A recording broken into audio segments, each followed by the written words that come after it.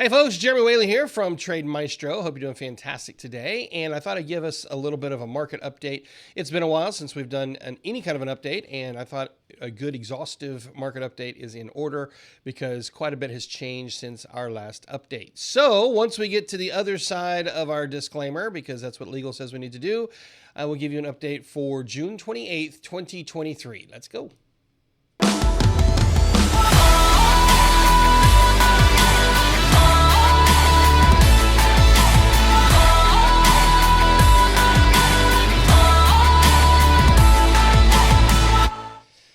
Folks, it's good to be back with you. You can find us over at trademaestro.com, where you can get signed up for our membership, where you have access to our regular market updates, the ones we do every weekend, and sometimes we get them out on social as well.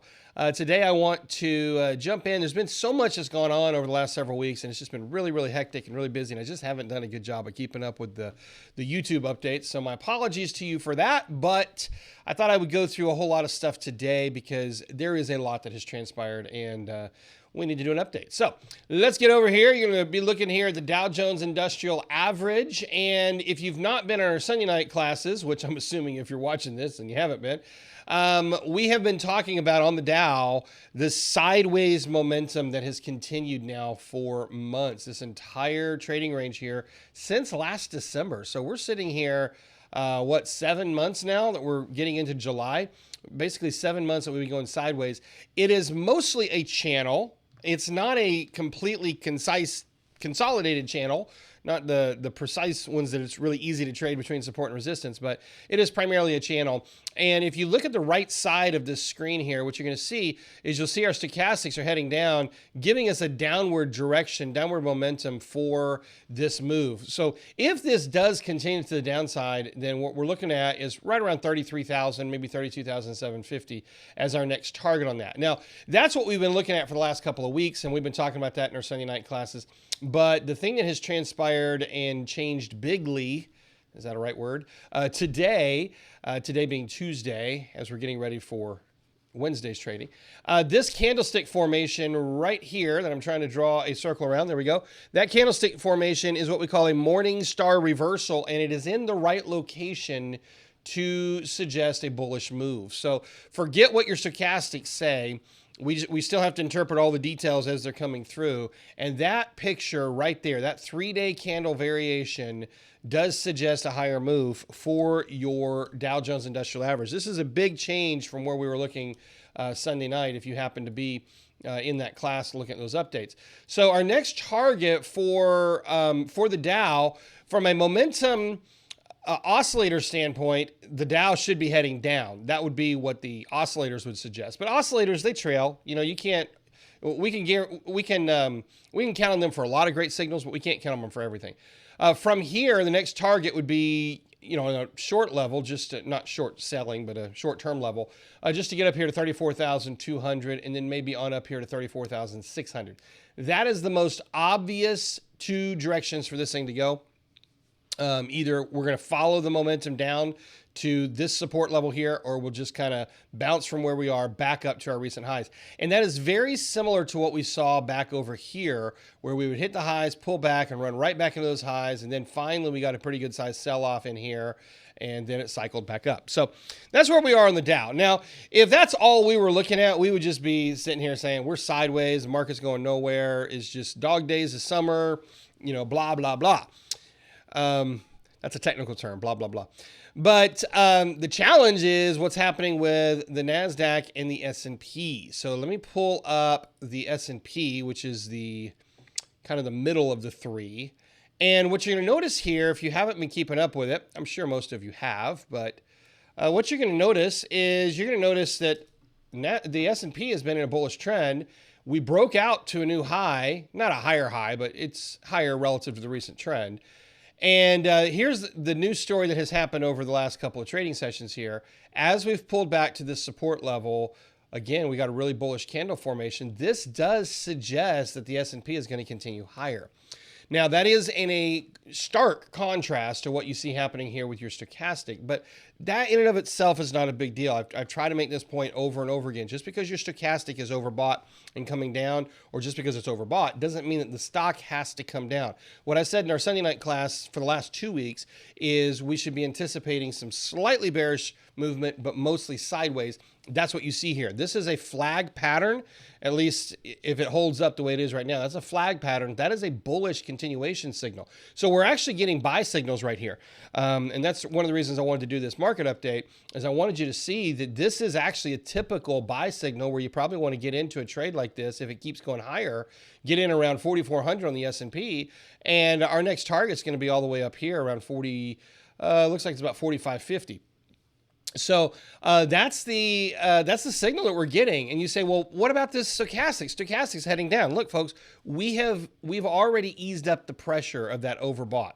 We were very overbought, and it needed to take a break. And it has taken a break now for about a week and a half, and it looks like it's going to cycle back up here. And you see how I'm drawing this circle, this oscillation up here? That's what you're going to find in a bullish trend. It's very typical that your oscillators will actually shift up into a different trading range there inside that oscillation window, and it will actually oscillate in a higher trading range rather than taking that whole range there. So that's what I see happening on the S&P. I want to zoom out just a minute here just to give you some perspective. Compared to 2022, we are still way off the highs, okay? We're off the lows of 2022, but compared to where we started the year, which was way back here, all-time highs, we're way off the highs. We've regained about maybe half of that move that we suffered through last year. So, no, we are not back into full-blown, full throttle bullish markets, but definitely the S&P has been pretty bullish. But I tell you, the one that's been really bullish is the NASDAQ. So let's take a look at the NASDAQ real fast here.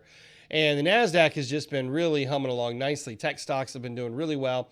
And I was saying 2 weeks ago, pretty much the same thing I just told you for the S&P, that we need to take a break. We were overbought, as you can see down here on your stochastic, but be prepared for it to mostly just go sideways. So what you're noticing here is just because you're overbought, it doesn't mean the stock has to go down.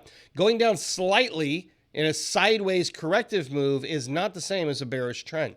A lot of people really misinterpret this, so I'm trying to make a big deal about it because I want you to understand the nature of that oscillator. What it told us was accurate. We were at a swing high. It was time to take some profits, and there's been lots of our trades that have been taking lots of profits. Now it was time to give up some of that overbought, and we've done that. We've eased up the pressure here. Now it's time. It's possible. I'm not saying it's guaranteed, but it's definitely possible for your stochastics or for your NASDAQ to continue this trend a little bit on up to the final target, which is around 14,250. Now, with that said, it would be just as easy. We're right in the middle. It would be just as easy for it to come on down to the 13,000, establish that support a little bit more, give these stochastics a chance to come on down a little bit more as well. At this point, probably suggesting a following bullish move after that. So that's where we are. Really not a surprise for midweek here. Pretty much in line with what we talked about Sunday night.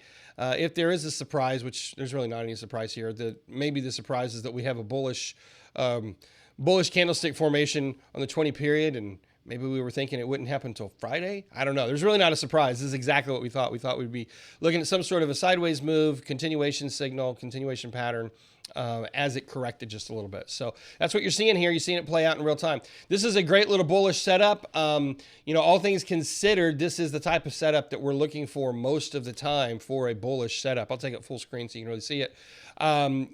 You've had a big bullish run. It's already an established trend. Pulls back to that 20 period, and then you get that little bullish candlestick formation. In this case, it's more of about a tweezer bottom. Even there's a little bit of gap there, so really you could call it a one white soldier.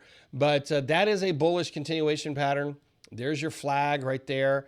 And unless it just reverses from here, the highest probability at this point is that the NASDAQ's going to continue on up to that 14,200, 14,300 range. So that's where we are for the overall market. Now, I want to look just briefly here at futures because what we're seeing with futures is not what I just talked to you about. We're seeing that futures right now, and of course this is Tuesday evening right now, we're already starting a bearish candle, and it looks like it's continuing this bearish swing. So that's what I wanted to draw your attention to here. If this puts in a bearish candle, and we could continue on down a little bit until we hit a different support level down here, that would give our stochastics a good chance, our oscillators a good chance to really, push through all that overbought momentum. It is definitely not a bird in the hand that this is a bullish trend right now. That's what I wanted to draw to your attention. Let me clarify that, because I realize a lot of times when I'm looking at trends and swings, sometimes I'll say something and we're in a different time frame for what we're looking at here. Big picture, intermediate picture, let me clarify. Intermediate picture, we are definitely in a bullish swing. Okay, this has been a bullish trend since about the beginning of the year. Definitely a bullish trend. Short term on this minor level right here, we've been in a corrective move, correcting the intermediate swing. And that's what I'm saying. I'm not sure we're in a bullish move yet. It may be. I mean, we may have the turn today. That might be the bottom candle. According to your futures, maybe not. So that's what we've got to see this thing play out over the next several hours here, see where it lands here. But yeah, so the short term, still very, very corrective. Okay, so it'll be slightly bearish or sideways.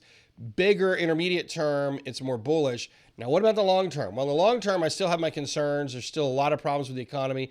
We have regained most, not all, but we've regained most of the move from 2022 on the NASDAQ.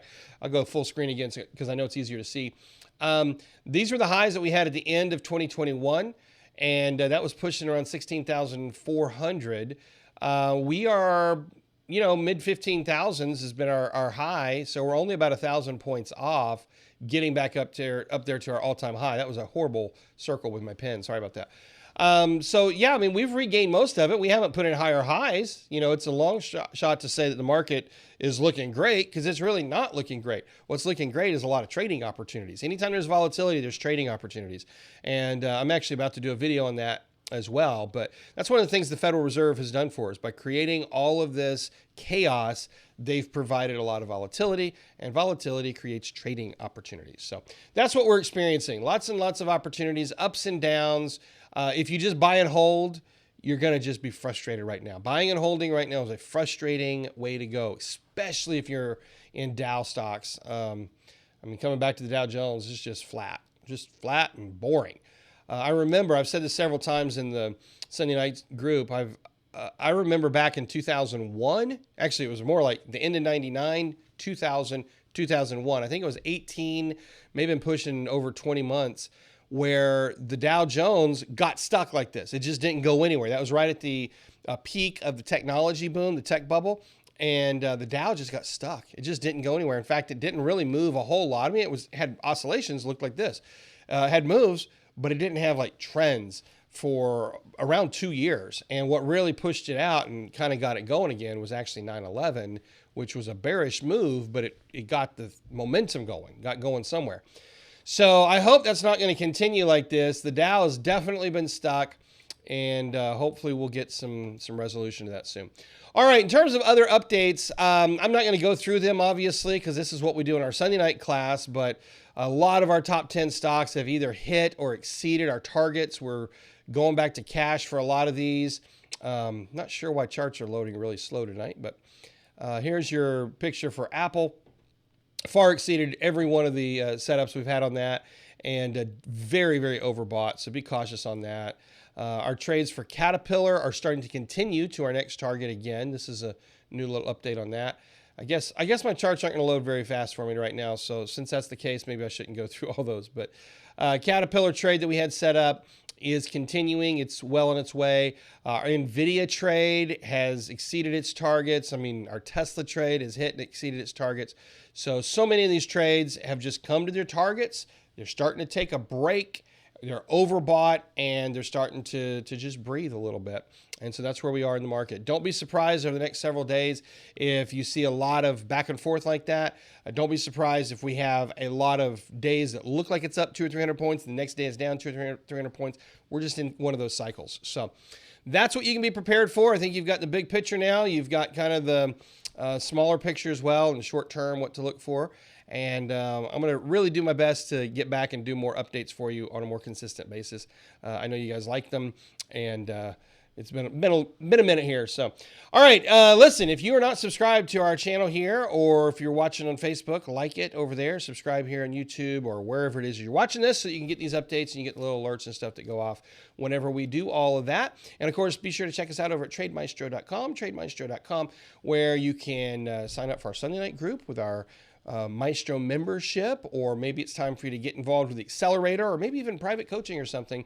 If that's something you're interested in, then be sure to come over to trademaestro.com and check it out. All right, folks, until next time, happy trading to all of you. I'll talk to you soon. Have a great day.